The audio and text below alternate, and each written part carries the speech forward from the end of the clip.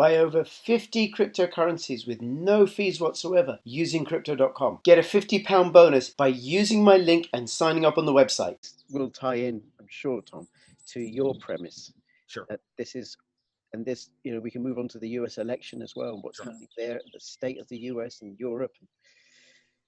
That this is being done in order to prevent Trump, one, being re-elected, or to hold it off till after the election, and at the same time to somehow this incredibly feeble presidential candidate, incredibly feeble, never mind how terrible his politics is, but a guy who's got dementia. It's not well. It's not well. It's elder abuse, Chris. You can hold the function of state, of the president of the United States, backed by Kamala Harris, who's deeply unpopular, got less delegates than Tulsi Gabbard. I mean, if Tulsi Gabbard was VP, then okay, maybe. No. But she wasn't even invited to the DNC. She got the wrong country. Despite having 2 delegate votes. Yeah, which is exactly. Having more delegates than Kamala Harris. No, excuse me, but that's not really astonishing. They did it in 2012 to Ron Paul. He had, hundreds of delegates, and they barred him from the convention floor. You had to hold a shadow convention across the street. Absolutely. We had, which by the way had better guests. I watched it, but no, it's not surprising at all. So this is all about the election. I've been saying for months that this is the most important election in the United States since 1860. It's also going to be one of being the most irrelevant. Because again, no matter who loses or who wins, we lose. Because the goal is, no matter what happens here, if Biden wins, you can forget it's the end of the United States as we've known it. If Trump wins, then they're going to burn everything to the ground, and it'll be the end of the United States as we've known it. It'll be two different paths to effectively the same outcome. Is the way I'm kind of shaping the narrative at this point. And it's very clear that Biden is purely a surrogate for Obama. It's a patsy. That's what he's there for. He's also, I think that there's going to be 2 things. Somebody pointed out to me the other day on Twitter. They said, you know what's going to happen, don't you? All right, I saw it on James Woods' feed the other day. So you know what's going to happen? Somewhere just before the first debate, we're going to find out that Joe has the coronavirus. And then he's going to magically make a recovery right before the election day and be the hero. Like, you can see this coming. Like, this is the way these people operate. Okay. I'm sorry. I'm a better script writer than these people, which is why I can see this stuff, right? But this is the way they operate. So it's very clear that they're setting everything up for all options to be on the table to undermine the election. So we have mail-in voting in order to ballot harvest. We have a 50-day sit-in on Lafayette Park in D.C., funded by David Brock, George Soros, and all the rest of them. Oh, and by the way, Obama, they're all in on this. They're all trying to protect Obama, who's the one who's guilty of signing off on the FISA warrant and the process to surveil the Trump campaign and then eventually the Trump administration, the transition team. They're guilty of all of this stuff. And all of this for 4 years has been nothing but an extend and pretend and pray that we can just either get Trump out of office through impeachment or through election shenanigans. And in the process, if we can destroy the economy of the United States, if we can destroy social cohesion, racial cohesion, and everything else, we can burn it to the ground, great. And if all we wind up doing is radicalizing Trump supporters to the point where they say, all right, well, that's it, we're out. Florida secedes, Texas secedes, we're done. And like they win. That's the game here. And if Trump wins the election, and they're already seeding this narrative that somehow on election night Trump's going to appear to win with an electoral college major majority, Reagan-esque majority, but then 4 days later when all the mail-in votes come in, Biden will now win. And guess who's behind that research? Mike Bloomberg, who is the surrogate for who during the primaries? Hillary Clinton, who spent billions of dollars on an information gathering campaign. That's all his campaign was, to figure out what zip codes they have to target in order to be able to do the most ballot harvesting. This is what's going on here, guys. They're not even holding it back anymore. They're just like telling you in public what their strategies are going to be. When the Washington Post runs an article that says if Biden, the only scenario where there's not a complete orgy of violence in the United States is a landslide victory by Biden, that's the CIA telling you what's going to happen next. So we're now being openly blackmailed by our intelligence operations here in the United States. You better vote for Biden, or we're going to burn your cities to the ground. We're going to send armed thugs into your bird claves. Like, and you wonder why Americans are buying guns at a rate that they've never bought guns before.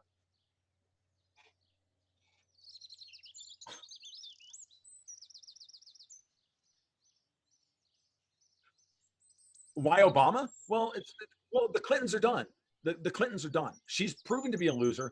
Bill has got, I mean, the whole thing with all the stuff with Epstein, Bill is done. Hillary's done. She can barely stand up. You never see her. Do you ever see her walking around anymore? I haven't seen Hillary Clinton stand up since 2017. Okay? You know, whenever you see her, she's photographed, she's sitting down in a chair. Okay? I don't even think she can, if she can walk, I think it's, well, it doesn't matter. They're done. The Clintons don't have a dynasty. Okay, so what's the next dynasty? The Bush dynasty is done. The Clinton dynasty is done. They'll never forgive Trump for destroying both the Bush and the Clinton dynasty, which is exactly what he did. And so what's the next dynasty on the table? You can't have old boomers try and carry this forward. You need to go back a generation, because this is, in order to carry this agenda forward in time, you now have to move down into the generations. You have to, and Obama won the primary. Right? Joe Biden got the delegates. He won. The faction within the Democratic Party, there's a civil war within the Democratic Party. And that factional war was resolved during the primaries, in which Obama's candidate beat out Clinton's candidate, which in this case would be Mike Bloomberg, and all the other ones were running for VP. And then at the same time as they beat Bernie Sanders as well. So those were your three candidates that mattered. Everybody else didn't matter, right? Sanders rolls over. Bloomberg is revealed to be even more unpalatable than Hillary Clinton. That's a mean feat. And then Biden wins by default, because that's what Obama wanted. So Obama, for the first time since he became president, is actually in charge of the Democratic National Committee. That was never the case. Usually if you're the president, you're in charge of the party. But Hillary Clinton ran the party the entire time Obama was president. They hate each other. They despise each other. And so Obama's won. He wants his third term. He wants to stay out of jail. He's guilty of treason. He's guilty of all of these things. And this is as clear as ice to me at this point. So there you go. Okay, so it's not that, well, so he's running the show as because he, well, I mean, and he's being backed by, what I call the Davos crowd. He's being backed by those people who are also trying to create the Great Reset and to shift everything to Europe and destroy the United States. And Obama believes in this. Obama's a commie. I mean, he's a doctrinaire commie. Okay, like he's a doctrinaire commie. I mean, Clinton is just power mad. She just wants to be the first woman president. She doesn't care about anything else. Okay, she's venal in that respect. Obama is a true believer. So is John Brennan, by the way. Okay, and those guys are fully on board. And Obama has been chosen to be the face of the modern technocratic neoliberal state to take us into the future. A global corporatocracy. Right, the global corporatocracy. Call it what you want. It's your technocratic transnational superstate. We'll have the Paris Accords will go back in. The TTIP will come back. The TPP will come back. All of this stuff, and that will transfer all the power out of national courts and out of national legislatures and to international arbitration, which is what those things are for. Where the corporatocracy will run everything. Google will be let off the hook. Twitter will be let off the hook. Facebook will be let off the hook. The banks will be bailed out through digital currencies. That's what they're planning. That's the whole. All the bad guys get away with all of it because they'll just make it legal. Okay. If Biden wins. Which is why there's so much hostility in the mainstream press to the nationalists. Like everybody's all like Salvini. Yeah, everybody's all in on nipping this in the bud because look, and I traced this before. If Trump loses, then Brexit is in trouble because without the United States, without Trump backing up Boris Johnson, how does Johnson continue to stonewall Michael Barnier? He doesn't. That's why Merkel keeps saying, oh, we can continue negotiating up until the last minute. This is why, and I think that and you'll notice that as the polls have started to shift towards Trump, and they've miscalculated with the virus, with the violence and the riots and everything else. They've miscalculated, guys. Yep. This is the plan. Now, whether they're going to be able to execute that plan is a different story, which is why they're having to move to, we're going to steal the election from Trump after the fact, because he's going to win the election. I'm telling you right now, he's going to win the election. I agree. The question is whether or not they can steal it afterwards. And the DNC have played this really badly. Absolutely, they have. They failed with the Russia collusion hoax. They failed with Mhm. the Ukraine impeachment. The Mhm. coronavirus, they failed with in terms of how it was managed. Yes. Yeah, and then they're gonna just hope they fail with the fraudulent ballots, with the mail-in ballots. Well, And again, it comes down to how many people wind up being radicalized to the point where they cannot ballot harvest enough. The clear, for me, the clear way that this works out, when I look at, like, I start looking at the internal polling, you know that the Democrats' internal polling is bad because CNN is now complaining, this one's complaining, that one's complaining. Whatever polls they're putting out publicly are, again, just meant to, like in Britain, meant to shape public opinion, not reflect it. Right? That's the important part. That's, keep that phrase in mind, and then you understand the polling. And then you got, you know, nerds like Nate Silver who are completely incompetent to sell that as science to all the midwits or the IYIs, right? What Nassim Nicholas Taleb calls intellectuals yet idiots, right? People who think they're smart but they're not actually smart. I've forgotten more about data analysis than most people ever learn in their lives. And I can tell you that polls are nonsense. So it's all about shaping public opinion, not reflecting it. You have unmitigated and unprecedented political suppression of the opposition. You have the Speaker of the House coming out and calling Republicans enemies of the state. These are open Maoist terms coming from the mouth of the sitting third in line to the president. She should be arrested for sedition. Or Governor Period. saying Trump shouldn't come to New York. He needs to protect sedition. Like, and I said I was talking about this yesterday morning. I said, really, when's the last time you think Andrew Cuomo's been to Queens? Like, dude, I'm from New York, okay? Like, my mom's family's from Queens. All right, no, the people in Queens they're all Trump guys. Like, seriously. Like, Manhattan, up, you know, Park Slope, of course they're all Democrats, whatever, fine. But Cuomo doesn't go into Queens. He hasn't set foot in Queens in 5 years, I bet you. No way. Like, yeah, he's not going to Northern Boulevard. I got news for you. That's not happening.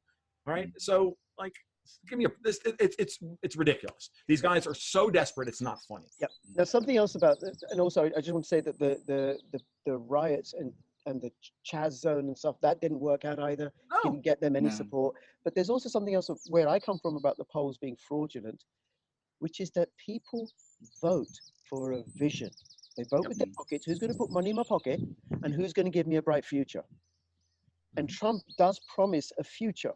He has a vision that people can buy into, should they choose to do so. No, he's structured his campaign any vision other than Orange Man bad and no to Trump. Right. Well, this is exactly right. This is exactly the point.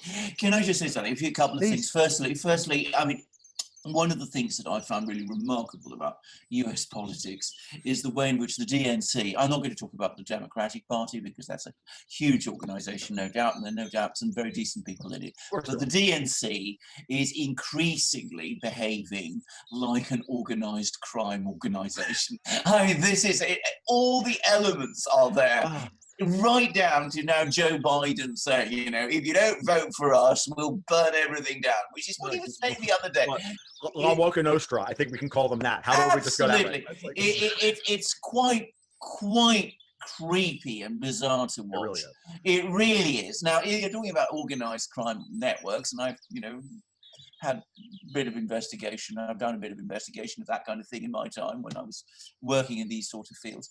I mean, it's very difficult to always talk about who is the godfather of the network, but I am entirely in agreement with Tom. How it has happened that Obama has ousted the previous godfather, who was Bill Clinton and Hillary Clinton, I am not sure. But all the evidence shows that it has happened. Let me just give you one little example. Very touches on a point that we've just been talking about. We were talking about Judge Sullivan. I mean, isn't it interesting that Judge Sullivan suddenly decides to start on this whole bizarre course of not dismissing the case against Flynn when Obama comes out and makes a statement saying, well, it's absolutely inappropriate because Flynn has pleaded guilty. It was a clear signal from Obama to Sullivan, and you could see Sullivan following it. Now, as I said, about Obama himself, when he was president, I mean, you know, I was one of those people when he was elected who was actually full of goodwill towards him, because I didn't like George Bush very much. And then I started reading his speeches, and bear in mind, he's got a legal background, and so I have a legal background. And I found that the most remarkable thing about Obama's speeches was that he was continuously appearing to say one thing and in reality saying the opposite. You have to pass Obama's language extremely carefully because he never says what you think he is saying. It's very weird. It's extremely strange. I mean, if we go back to that famous incident, which I think Tom alluded to, when in March 2017, Trump fires off a tweet in which he says it's absolutely shocking, but, you know, Obama ordered, you know, surveillance of my campaign during the election. Absolutely. And then Obama comes along and he gives this statement, which everybody says is a denial. And I read it and I realized actually it wasn't a denial. That was what was so strange about it. It wasn't an admission, but it wasn't a denial either. It was talking about, you know, everything happens always, you know, in the during the Obama administration through the Justice Department. Well, maybe it does, but that doesn't mean there wasn't surveillance. And this is just one example of Obama doing this all the time. The other thing about Obama is that one of the most remarkable things about Obama as president is all these terrible things happen. Libya happens, Syria happens, all these things happen around the world, and he's never there. Alex, He's always finding someone else to blame for them. But also, Alex, just to yeah, just to remind people, he signed off on the extrajudicial murder of 4 American citizens, including a 16-year-old American citizen whose only crime was to be the son of someone who was alleged to be an ISIS, Al-Qaeda leader. Absolutely, and of course, what is the legal basis for doing that? None. I mean, this is the power of Caesar, if you like. Caesar, the orange man bad. Orange man bad. Obama. And this is the interesting part about Donald Trump. They accuse him of being a dictator at every level, and he's not. And yet he is governed like a federalist when push comes to shove. He constantly throws stuff back to Congress. You know, that's your job. You know, governors, I'm only going to bring federal troops in if you invite me there. Otherwise, the only time he's deployed federal troops is to defend federal property, which is exactly what he should do. Right? Only now I've heard, I don't know if you guys have heard this or not, but I have this from multiple people that the U.S. Marshals are beginning to deputize state troopers. It's happening in Oregon. I think it's happening in Minnesota. What that means is they can now bypass, the state troopers can now bypass the state apparatus and go directly and start charging people under federal crimes through the U.S. Marshal Service, which is very important because that's how they're going to get around George Soros, the state attorneys, governors, secretaries of state, and the rest of it. Very important because so going into the election, it's a very important thing. It's going to give Trump a lot more leeway to do what needs to be done the next time the violence flares up, because the American people are now ready to say, okay, y'all had your chance locally to do the work. And remember, all politics is local. Okay, so Tom, down so the I can House race is understand in that. serious trouble now. So I can understand that because I'm not that familiar with the U.S. governmental structure. So the state troopers are the remit of the state. The state tells them what to do. So by the U.S. Marshals making them U.S. deputies, they come under the aegis. Now they're effectively now they can bring federal. Now state troopers can bring federal charges, and that bypasses the state judicial apparatus. Yes. The United States is a federation of states. Each state has its own legal system, its own police forces, its own governments. There is a federal structure above it, and it has there's federal laws, which are basically interstate laws, and the federal enforcement agencies, such as the U.S. Marshals, are there to administer federal laws, not state ones. But if they are now starting to grant these authorities to state troopers and making them federal officials, then you can see that they're starting to go down. And federal law there's a different standard for federal law than there are for most state laws. Okay. It's when the FBI comes to your house is much different than when when your county sheriff comes to your house, or the state troopers come to your house. Much different. Okay. Their federal troops are allowed to lie to you. Federal police are allowed to lie to you in order to get you to say the wrong thing. That's not the case at the state level for the most part. Yes. Remember, here's the thing. Understand, the states and the governors have plenary policing power. The federal government technically doesn't. Only when it occurs on federal property. This is why it's very dangerous for Obama to organize a sit-in of the White House in order to create a Maidan-like situation 50 days out from the election in D.C. and not in the capital of Virginia. Okay? Because D.C. is federal property, and Marion Bowser, the mayor of D.C., her job is to like run the budget. But at the end of the day, the president can take control of the District of Columbia like that because it's a federal administrative district. Yes. Okay? So I'm, in my mind, I start thinking tactically and strategically about this. And I know what they're planning, which is to have 250 to 300,000, radicals armed on the street in Lafayette Park the night of the election. When the results come down, they riot. And and then there's possibility for a false flag, like we saw in Ukraine on the Maidan. Agent provocateurs up on the rooftops, shooting cops, shooting troops, and protesters at the same time. Dude, that's a situation for a very ugly situation, which forces Trump into a situation where the military may have to get involved. As far as I'm concerned, if I was Trump, I would tomorrow, under the rules of the state of emergency, immediately when the buses start coming in, move them somewhere else. Just don't even allow it to form. I would just say no. And he has that power. And they can complain he's being a dictator and all the rest of it, and that's fine. At this point, he's got enough cachet with the way he's governed through this. Yeah. Through both the virus and the riots, that he has stayed his hand while everybody, while lesser analysts, and I'm going to say that flat out, lesser analysts like Mike Cernovich and Posobiec and all the rest of these guys were screaming for him to invoke the Insurrection Act. And I said, absolutely not. It's way too early for that. Yes. No. Let this play out. You have to unmask these people root and branch. You have to show everybody the depths of their depravity, and then allow Trump to come in and say, I am offering my services to you. So Andrew Cuomo, now a grandma killer, by putting grandmas in nursing homes, and moving them, and concentrating to kill as many people as possible to inflate the death statistics. You have the mayor of Portland. You have the governor of Minnesota. You have all these people who are now exposed as political operatives of the highest order in all of these cities. And the people can see it. And it's showing up in the polls, and now they don't know what to do. Exactly. And can I just add one little point, which is this is just my feeling, which is that I think BLM was in its origins, the original plan behind it was to mobilize black votes behind Biden. I mean, one of the reasons Hillary lost in 2016 is that black voters were not very excited by her, and they didn't come out and vote for her.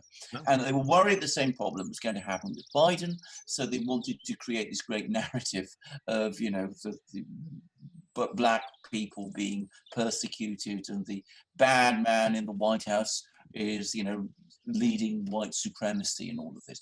What happened was they lost control of it. And it has backfired horribly on them. Yep. And I'm going to make a prediction, which is that in fact Trump's black vote is going to grow. Yep. He's going to win more black. Steve Turley did a show about that very recently. No, the latest polls I've seen have Trump's approval rating amongst blacks at 28% and amongst Hispanics at 41%. Anything above 15%, Biden can't win. Well, there you go. Period. There you go. And those numbers are suppressed. Yes. Because I can tell you that black men tend to follow whatever their wives tell them to say, and publicly. And that's just culturally the way it is. I live in the South. It's the way it is. Yes. And and that stereotype is real. But those guys, they like Trump. And more and more people, I see it more and more. This is why commentators like the Hodge twins and others on YouTube are so popular, and they're so dangerous, is because they're showing a face. They're making it legitimate, right? Yes. And now, after all of this happened, and most of the people who are running around looting and burning things are white people in black neighborhoods. Yes. Burning them to the ground and and making commie power symbols, and the Yes. people are walking around, the middle class people are going, you just destroyed my home. Yes. Like it's even worse than that for them, Alexander. This is why they have to run the narrative that Trump is trying to steal the election. Yes. And that's all they have. And well, they're not just trying to run the narrative. They're setting the scene for a crisis in November. Yes. I mean, I have to say something. I mean, this is, again, because one thing I've had to do is follow color revolutions around the world very closely. Yes. It's extraordinary how similar this is in some ways. Yes. You create expectations, or at least you invent expectations that somebody's going to win. You know, the opposition leader is going to win. You have all these fake opinion polls floating around, which, you know, give the opposition leader, you know, a big lead. Of course, there isn't very much reality to it, but that's what people are told to believe. You mobilize militant supporters. You do, and some of them are very violent. You try to delegitimize the leader you're activating it against, and then, of course, when it all goes, when the leader actually wins the election, that's when you strike. And it seems to me that all these scenarios we're hearing, I mean, this Bloomberg scenario that you were talking about,